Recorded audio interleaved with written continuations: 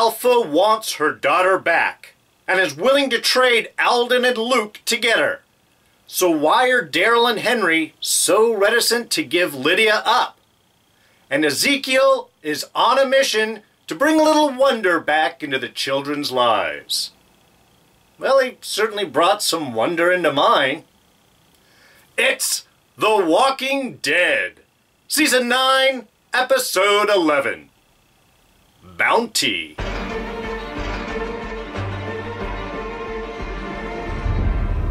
Hey everyone, D here, and welcome to this week's review of The Walking Dead. So yes, of course, spoilers are coming up. Lots of spoilers.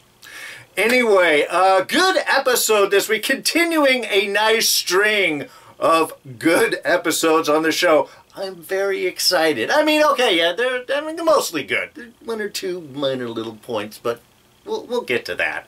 But anything, just great character-driven stuff in this episode. Again, we're still pretty much focused on what's going on Hilltop. A little bit of kingdom things, but nice having a good, really focused storyline.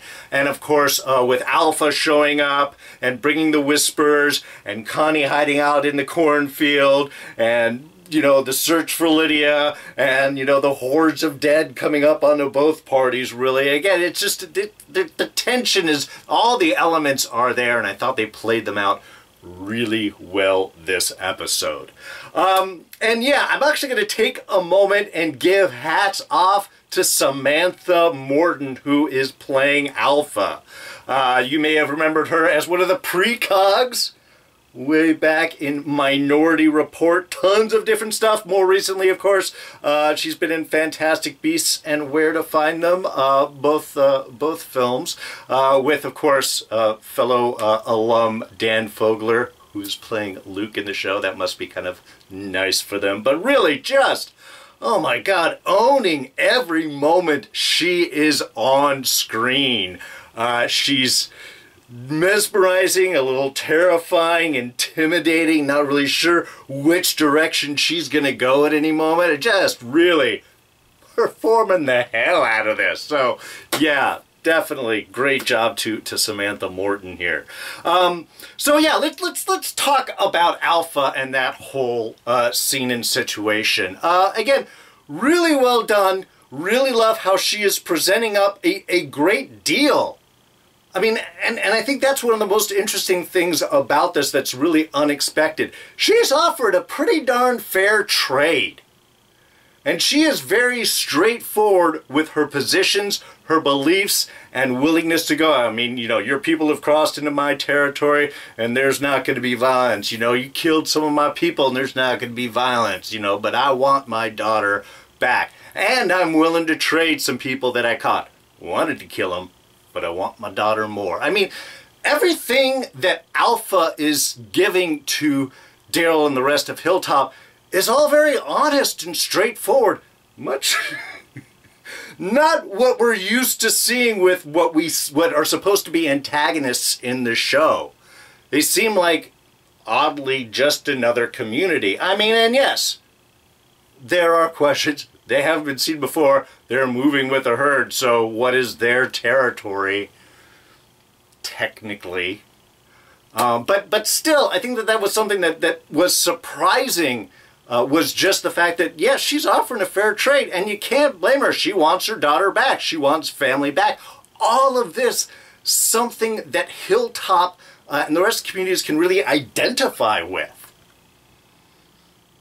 So why is Daryl so quick to say, no, you can't have Lydia? I mean, we get why Henry goes out and ends up taking her away, because he's kind of fallen for, you know, another young girl. They're creating a little bond, a little connection. He thinks that she's, you know, basically a good person. So I mean, his motivation is very understandable. But why is Daryl so protective? And part is, I think, you know, she's kind of come into the community now. They had their little breakthrough, their little bit of connection, and Daryl is just used to protecting his community. He also doesn't like taking orders from people who just show up out of nowhere. Creepy as hell as they're looking. And again, just I know what I've said about whispers, but like I said last week, this is a good way of keeping them creepy. With the masks and the fact that they look totally like dead, but they're walking in these orchestrated groups, again, not even like random just clumps of people, but really almost with like a military type precision, which just is so wrong in the eyes to see.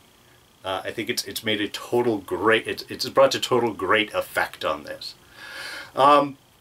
But I think, anyway, Henry sort of hits the nail on the head talking with Daryl about later about the scars on his back, and he knew what he was sending Lydia back into. And that's the fact that, as we touched on last week in some of the very powerful moments, you know, Daryl is also used to abuse. Certainly there was that relationship with Merle to an extent, but I think that's also the relationship that they had with their father, if I remember the stories and past correctly here. So yes, he's had abuse. He can recognize the abuse in Lydia and is like, I'm not going to send someone back into that, especially since there did seem to be a breakthrough. So I can understand why Daryl was initially reticent to go ahead and do that. But of course, once Luke and Alden were brought up as potential trades, you can't sacrifice your people for someone new. I mean, that's just basic rules of the apocalypse. Which brings into the whole trying to find Lydia and then trying to pursue Henry. Loved Daryl using a dog to sniff out Henry. Again, just smart, great little bits, just move things forward very quickly. And then of course we get to the going and eventually Enid going to retrieve him back, building on their relationship, which was nice. And I like that little exchange too. How we're bringing up her past, the just survive somehow philosophy that she had to live by until, of course, someone came up that she cared about, Carl, who died and left a letter saying that just surviving isn't enough. And we did see a bit of that back last season when Carl had passed away. We did see that note that he had left to Enid that just surviving isn't enough. But sometimes you do. You just have to move on and live with this life, which, again, that was a nice moment to bring up. Again, we're bringing back some influential character work. We get to have our little Carl flashback with that, and the fact that it's Lydia that decides to go back and wait, kind of listening in the background to the story as much as Henry is fighting it, because young attraction can sometimes make women do things like that, which certainly I think gets him to move later on. But yeah, that's just the fact that it was Lydia that agreed to go back, that this is the best way. She misses her family. She wants to go back home. It's the way that things should wrap up. And last, I have to say, the exchange scene I thought was really tense, and held it. Because I have to say, even as much as we had Alpha coming up and we had Luke and Alden being brought up and we had that sort of trade-off, and I'm just like, come on, let the guys go, let them walk up, and she does a little head nod and goes up. We get an actual trade. Was always wondering, is there going to be a twist? Is there going to be some shift at that moment? And I think they held that tension well, held that question in the air well. Mainly because, and again, this is Samantha Morton just owning these scenes. I totally thought that she was gonna kill Lydia right there. Totally thought, which was like, Mom, thanks for coming to get me back. Wasn't supposed to do that. At least she was telling the truth about that. She wasn't supposed to come back for me. That's not the way that things work. Again, unless we got some really deep lies going on, which are always possible, but we'll go with this. But when she said that apology to Mom and then just got slapped, bam! Called me alpha like everyone else. Instantly back into the abusive relationship. But when she did this, I thought she was going to stab her. Just be like, look what you made me do. I will kill you. And I would totally buy that from the character, from the little bit that we have seen. Especially with that whole baby stuff, which we will talk about in a second. Just the coldness in her. I totally would have bought that she would have done the trade just to get her own daughter back, to kill her herself. course, you can't maintain an abusive relationship if one of the people are dead, and that seems to be maybe a more primary motivator for Alpha. But just tense and wicked and wrong, and of course Henry's going to go back out to get her back, because he can't live with it. And neither can Daryl. Can't let Henry go out by himself. Doesn't like Lydia going back there anyway. And as for Connie, well, she certainly can't live with it either.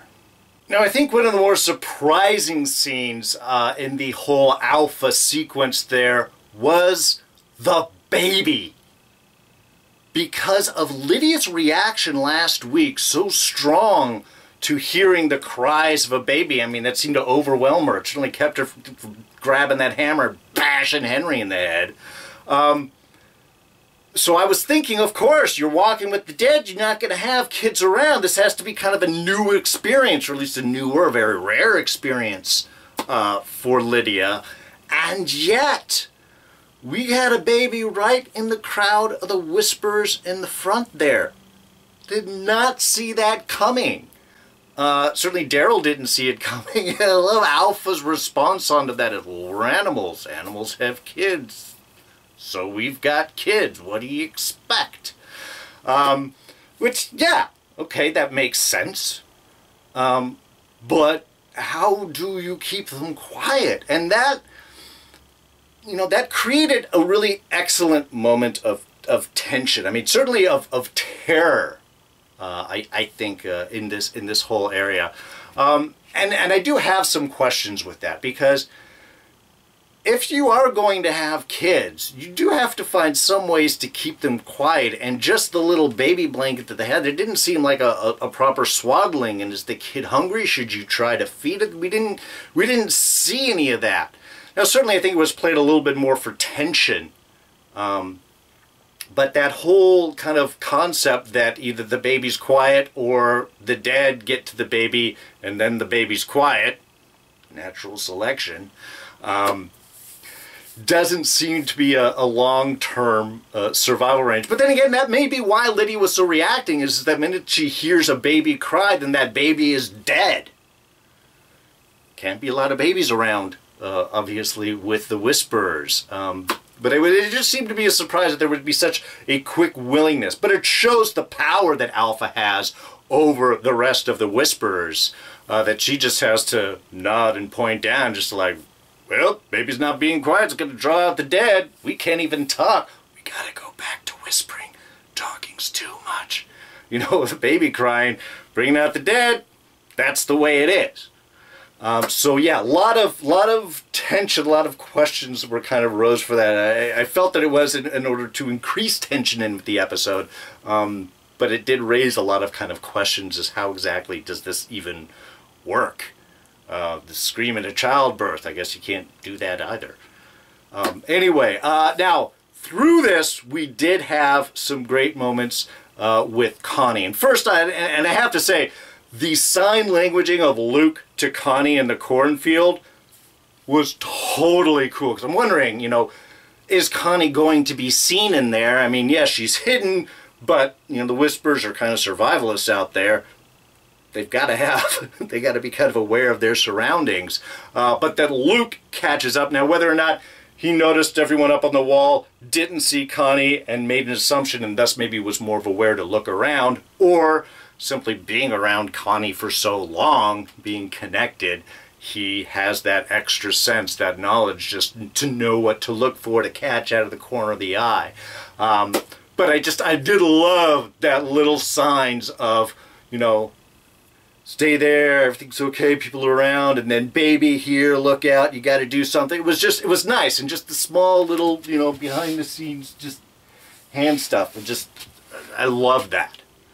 But of course, those two combination of elements do get us to our Scene of the Week for this week, and that is, of course, Connie's rescue.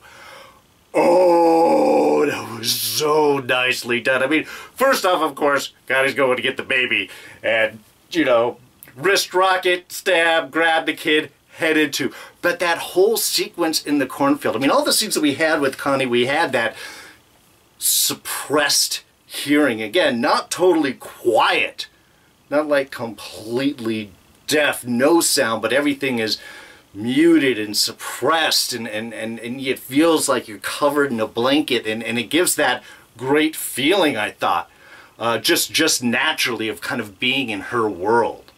But once she gets the kid and is going through the cornfield and the walkers start coming in, and you're thinking, are the whispers coming in? Though Alpha seems to just be okay with the whole rescue there. I guess already given up the kid, already made that choice. Now Hilltop's got a new kid.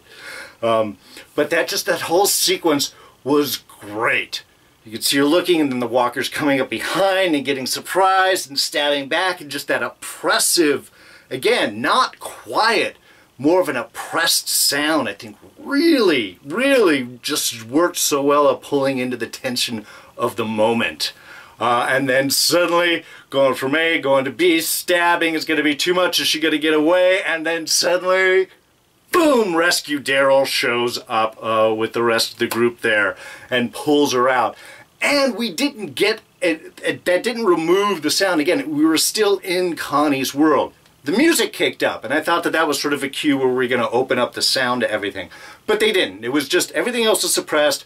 We just now had music. It was a little offsetting, but I think still worked. It still kept us in Connie's world, in that tension of the moment, and just the focus ahead of where to go. It was really a beautifully done sequence. Great sound design in with that. Great camera work, great tension build up, and even the rescue was like, great, you got backup, but you're still not out of it yet. And I thought that was just brilliant. So at the end of that whole Alpha, Luke, Alden, Lydia trade sequence, we did have that final discussion between Henry and Daryl, where of course Henry had brought up that Daryl knows what he's sending Lydia back into, because he is also, grew up in an abusive relationship, abusive parental relationship, which we touched on before.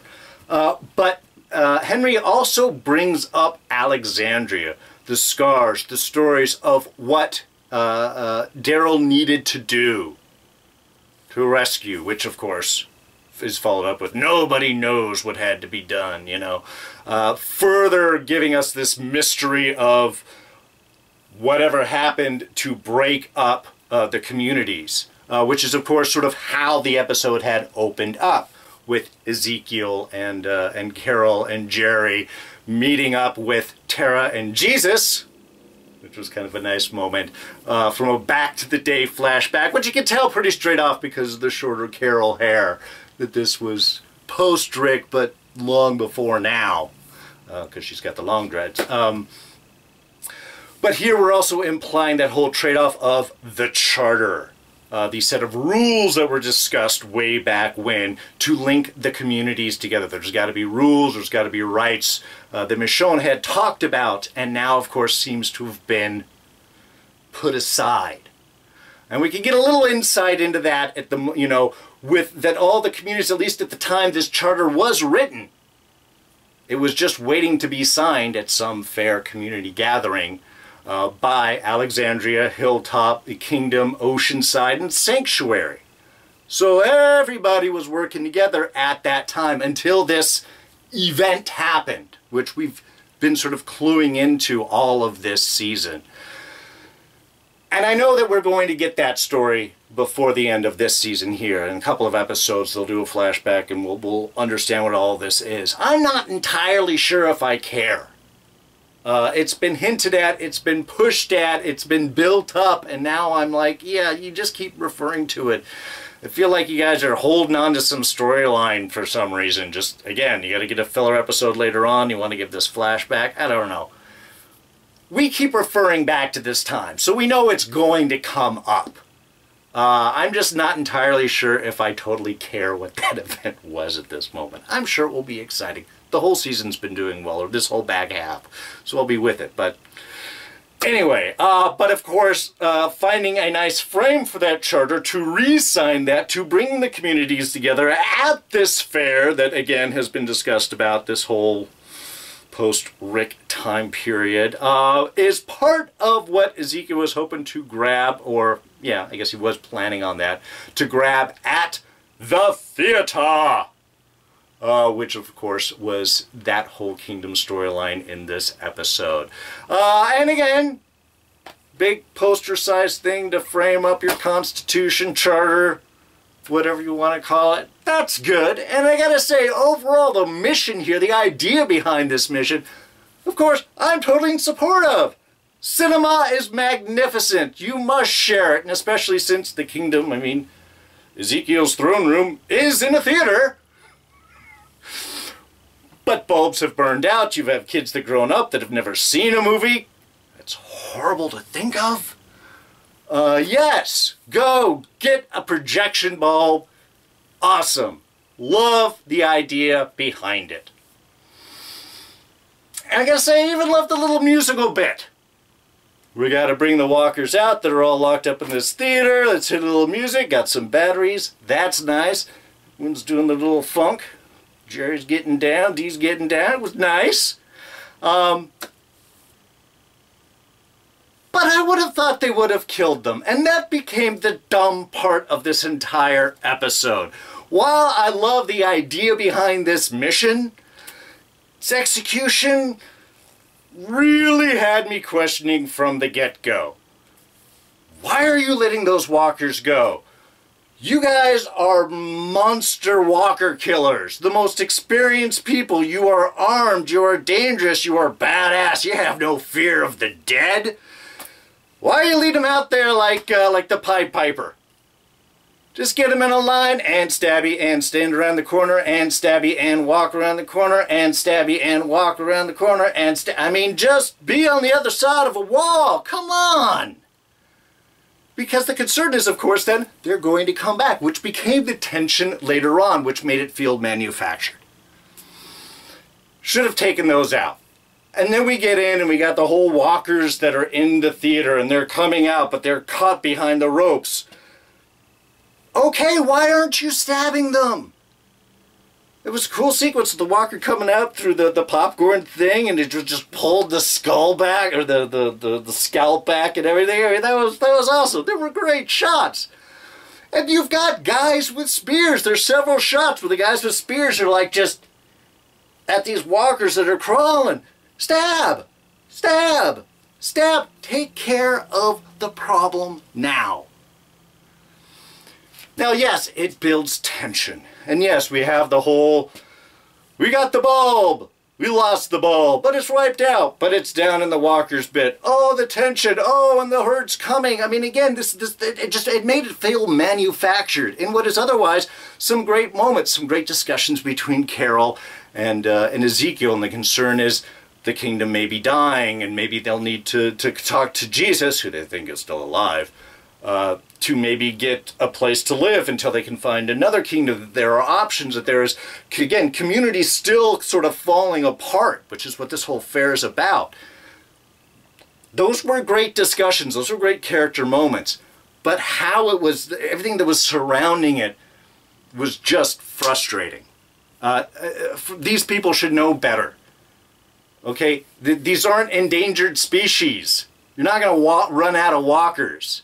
But leaving them there is a danger. And again, you have spears. Even when they did the final, let's let them out. Great slow motion music. They got the bows. They're shooting them across. And the guys with the spears are in the back. I know they're not main characters. But you're wasting arrows. You got to go retrieve those now. You got swords. You got to get close. Should have guys with the spears the whole time while they're waiting. Just stab them as they're chained up behind the door, and they'll die, and the next one comes up. In the very least, maybe you don't get them all, but you already reduced the number. You reduced the threat that you have against you. And this is The Walking Dead. This is 10 years of the apocalypse. You guys, this should be just rote. So while the episode seems to end on a win, really all around, I mean, got Alden and Luke back, had a successful negotiation with the Whisperers. Nobody died there. Ezekiel and Jerry and everyone, they got the projection lamp so they could get their movies. I mean, everything was good. Everything's, again, overall kind of a win. for everyone. Which is why, of course, we leave with our bit of dark foreboding, our foreshadowing of dark times to come there at the end, because Carol and Ezekiel, they're talking about the future. They're talking about things are fine. We're going to find a way to do it. Maybe we're done losing for a while. I think, was it that Ezekiel said there? Ever say that? That's always the first sign of doom. And that is followed up with, of course, as just after he says this and the cart's driving away, we get this spray-painted symbol in the back of a sign, this triangle with a line on top of it, which I am going to guess is Alpha's signature there. Or a sign for the Whispers, one of their group. I'm going to guess it's Alpha's. I mean, just because it looked like an A. And she'd already talked about crossing lines and crossing territories, and I had mentioned at the beginning of the review, they're new to the neighborhood. Where is their territory? Where are they grabbing on? So this seems to again be that dark foreboding, that dark foreshadowing of the bad things to come. And because the moment you're talking happy talks about the future and your plans, but everything's going to be okay, you know that it's not. And that symbol shows the reason it's not is going to be because of Alpha. Oh, and one quick thought before I forget. Expired butter-flavored coconut oil. Okay, I would guess the expiration date probably is just a suggestion, but still, do you think they went back for it? Or they just decided that if you're going to do popcorn, real butter? I'd stick with the real butter myself. Alright, so I think that pretty much covers everything. So next week, well, Henry is heading out after Lydia, and Daryl and Connie are heading out after Henry. That does not have a good feel to it going forward. Because, of course, we've got Henry running into the Whispers compound, camp, probably a looser definition of what they're going to end up being, which is not going to probably end well for him. The real question is, was Lydia being truthful with us the whole time, or has she been playing Henry from the beginning? Either way, this is only going to serve to ratchet up the tension between the Whispers and Hilltop, and thus the rest of the communities, because the fair's coming up. That could end up being a very scary and dark festivities indeed. But we'll have to wait to see how that all plays out. That will end us for now. Thank you so much for joining me on this review. So, as usual, if you enjoyed it, please go ahead and hit that like button. Thoughts, ideas, and comments, throw those right down in the section below. What do you guys think of this episode? What was your favorite part? Did you love the whole tension and cloistered feeling of Connie running through the cornfield there? And what is your opinion of Lydia? How straight has she been with us? Has she been manipulating us the whole time, or is she still the one being manipulated?